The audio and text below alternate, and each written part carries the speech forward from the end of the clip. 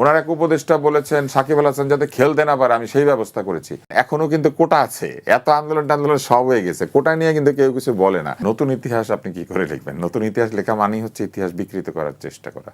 আমরা নতুন করে কিছু করতে পারি সভাপতি কিনা? সাহেব যেটা বলেছেন উনি তো ভুলতে বলবেনই, এই কারণে যে অতীতে গেলে ওনাদের অনেক কিছু খুঁজে পাওয়া যায়, তো সেই কারণে উনি ভুলতে বলছেন আর কি, যে সব ভুলে যান আপনারা, আজকে থেকে শুরু করেন। আজকে থেকে শুরু করলে ওনাদের অনেক কিছু ভুলতে হবে, কিন্তু ওনাদেরও অনেক কিছু ভুলে যেতে হবে। যেমন ধরুন ওনারা কথায় কথায় 47 বলেন, ভুলতে হবে। ধর্ম তো পুরনো হয় যত দিন যায়, কিন্তু তাই বলে কি আমরা ভুলে যাই? আমরা কিন্তু ভুলে যাই না। যা কিছু ভালো সেটা আমরা ইতিহাস থেকে শিক্ষা নেই, আর যা কিছু ভুল সেটাকে আমরা সংশোধন করি।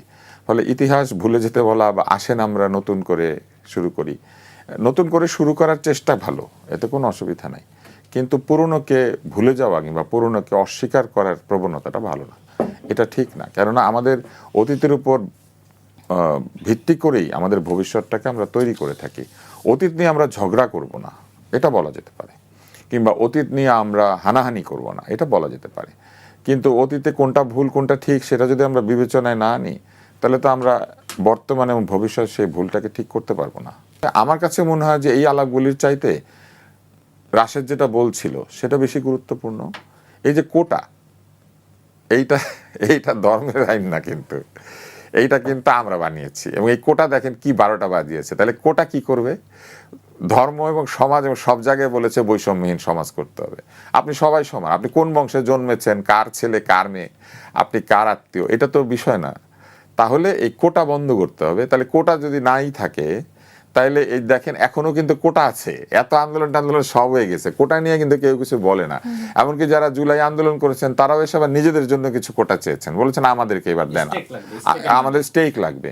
তাহলে এই জায়গাগুলিতে দেখেন আমরা কিন্তু সত্যিকার অর্থে জুলাইয়ের যে স্পিরিট ছিল যে সবাই সমান, সেই সবাই সমানের জায়গায় কি থাকতে পারলাম? আমরা পারলাম না।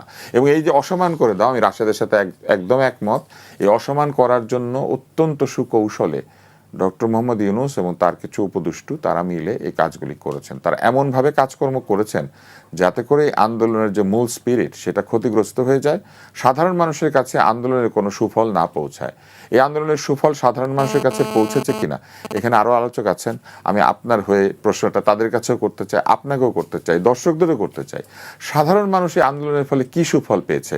স্বৈরাচারের পতন হয়েছে, স্বৈরতন্ত্র চলে গিয়েছে, কিন্তু স্বৈরতান্ত্রিক যে আচরণ, দলীয়করণ, অযোগ্যদেরকে বিভিন্ন জায়গাতে পদায়ন, কোটা ভিত্তিক এক ধরনের শাসন ব্যবস্থা, তারপরে পরীক্ষা পদ্ধতিকে ক্ষতিগ্রস্ত করা, সেগুলি কি বন্ধ হয়েছে? ডক্টর মোহাম্মদ ইউনূসকে অটো পাস দেন নাই, উনি পরীক্ষা ছাড়া লোকজনকে পাশ করিয়ে দিয়ে গিয়েছেন কিনা? উনি একটাবার ভাবলেন না যে এই ছেলে মেয়েরা যদি পড়াশোনা না করে পাশ পেয়ে যায় তারপরে শিক্ষা ব্যবস্থার কি হবে? উনি শিক্ষায় হাত দিলেন না, অথচ এই শিক্ষা নিয়ে বিরাট আপত্তি ছিল, একটা আন্দোলন কিন্তু তখন চলছিল পাঠ্যপুস্তক এবং এইসব বিষয় নিয়ে। তারপরে উনি কি করলেন?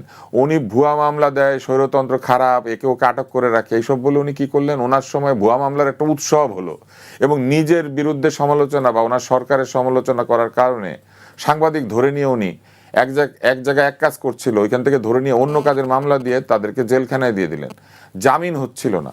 অথচ ওই সময় অপরাধীরা জামিন পেয়ে বের হয়ে গেছে। একজন অপরাধী কিছুদিন আগে হত্যার শিকার হলেন না, টিটন না কি যেন নাম, এই উনি বেরিয়ে গেলেন কিভাবে? নিউ মার্কেটে গুলি খেয়ে। হ্যাঁ, কিন্তু উনি জামিন পেয়েছে, আনিস আলমগীর জামিন পায় নাই।